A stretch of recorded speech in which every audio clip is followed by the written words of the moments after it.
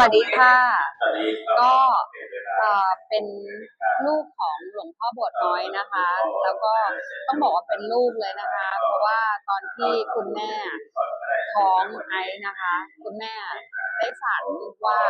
มีคนยกพระอุโบสถขึ้นอันนี้คุณแม่เล่าให้ฟังนะคะมีคนยกพระอุโบสถขึ้นแล้วในใต้ฐานพระอุโบสถ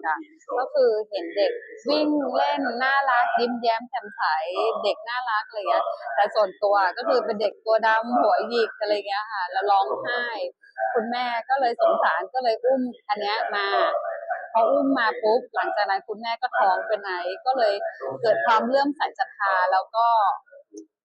รักในองค์หลวงพ่อบัวน้อยมากๆเลยค่ะตั้งแต่เด็กจนโตเมื่อก่อนอยู่ที่บางกอกน้อยใช่ไหมคะแล้วก็รับราชการอยู่ที่กองดุริยางค์ทหารเรือแต่ว่าตอนเนี้ยไปซื้อบ้านอยู่แถวรามอินทราแต่ก็ยังกลับมาศรัทธากลับมาบูชากลับมาว่ากลับไหว้เหมือนเดิมอะค่ะ